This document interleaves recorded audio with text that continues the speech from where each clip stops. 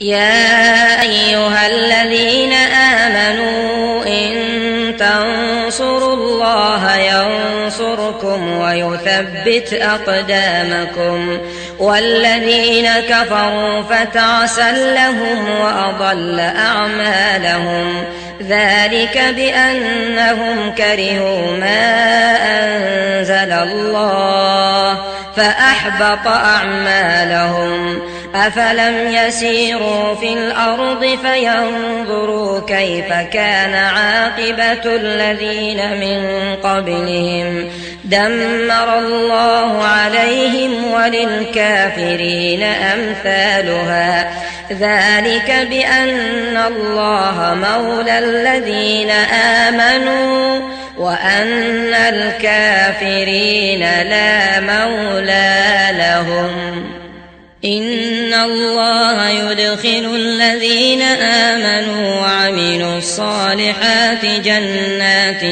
تجري من تحتها الأنهار والذين كفروا يتمتعون ويأكلون كما تأكل الأنعام والنار مثوى لهم وكأين من قرية هي أشد قوة من قريتك التي أخرجتك أهلكناهم فلا ناصر لهم أفمن كان على بينة من ربه كمن زين له سوء عمله واتبعوا أهواءهم مثل الجنة التي وعد المتقون فيها أنهار من ماء غير آسن وأنهار من لبن لم يتغير طعمه وأنهار من خمر لذة للشاربين وأنهار من عسل مصفى ولهم فيها من كل الثمرات ومغفرة من ربهم كمن هو خالد في النار وسقوا ماء حميما فقطع أمعاءهم ومنهم من يستمع إليك حتى إذا خرجوا من عندك قالوا للذين أوتوا العلم ماذا قال آنفا أولئك الذين طبع الله على قلوبهم واتبعوا أهواءهم والذين اهتدوا زادهم هدى وآتاهم تقواهم فهل ينظرون إلا الساعة أن تأتيهم بغتة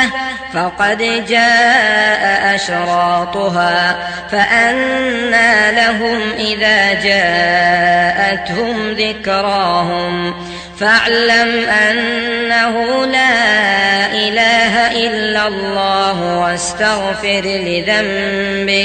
واستغفر لذنبك وللمؤمنين والمؤمنات والله يعلم متقلبكم ومثواكم ويقول الذين آمنوا لولا نزلت سورة